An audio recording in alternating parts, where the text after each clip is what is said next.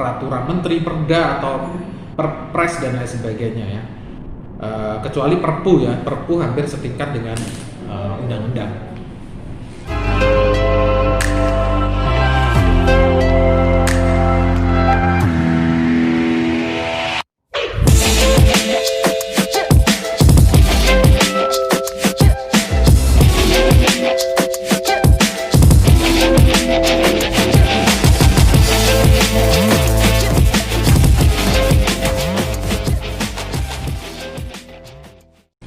Baik, apa saja yang diatur dalam Undang-Undang Perlindungan Anak ini?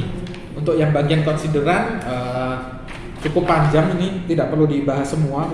Tapi dari riwayatnya, ini sudah dari undang-undang yang paling lama adalah tahun 84 ya, yaitu Undang-Undang Nomor 7 tahun 1984 tentang penghapusan segala bentuk diskriminasi terhadap perempuan, atau Convention of the Elimination of All Form of Discrimination Against Women ya, against women.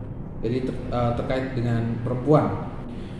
Lembaran Negara tahun 1984 nomor 29 tambahan Lembaran Negara nomor 3277.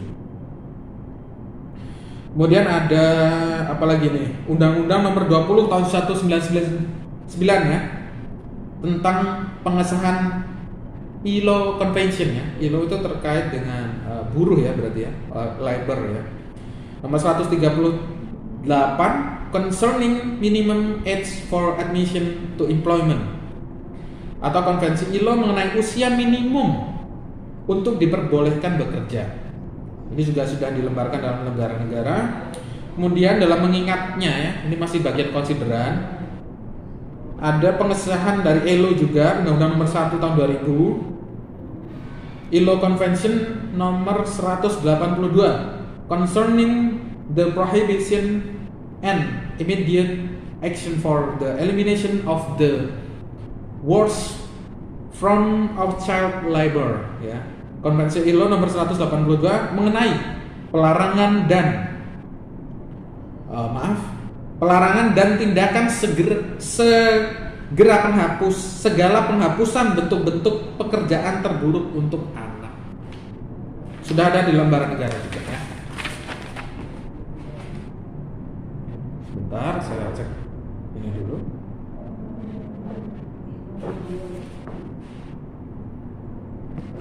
Ya. Lanjut dalam ketentuan umum ya. Ya, ini penting. Di pasal satunya, anak, jadi yang termasuk kategori anak nih ternyata ada keterangannya. Anak adalah seorang yang berusia 18 tahun, termasuk anak yang masih dalam kandungan. Jadi kategori anak itu ternyata yang belum berusia 18 tahun atau anak yang masih di dalam kandungan.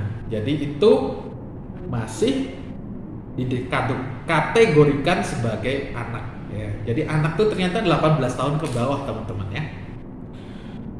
Yang kedua, ini masih di pasal 1 terkait ketentuan umum di bab 1 juga ya. Saya bacakan.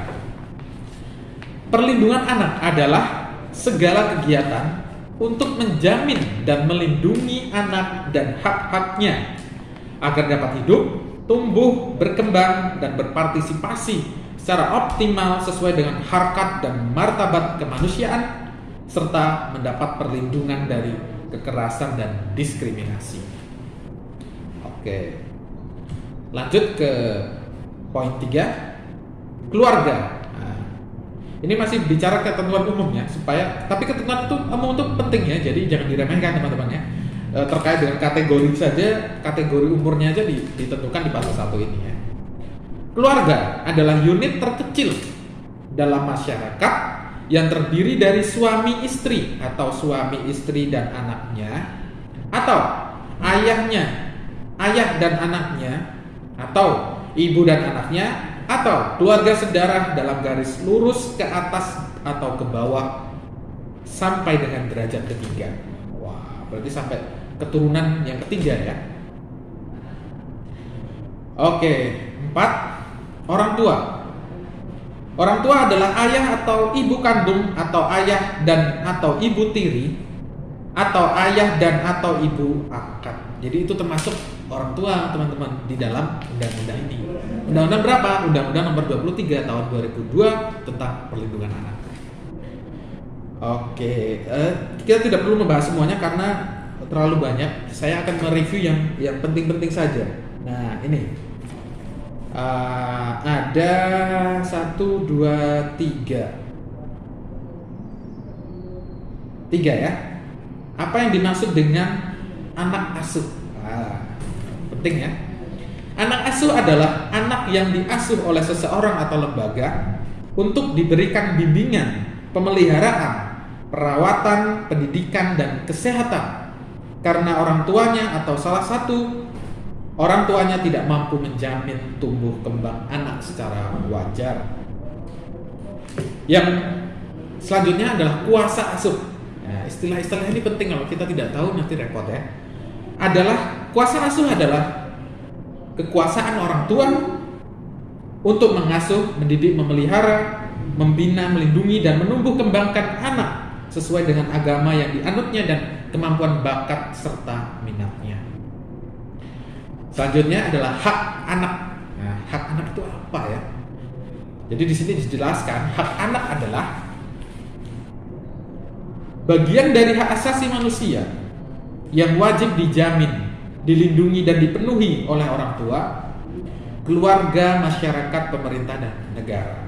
Jadi hak anak itu adalah bagian dari hak asasi manusia yang wajib dijamin dan dilindungi. Ternyata sampai sebegitunya ya. Itulah hak-hak anak.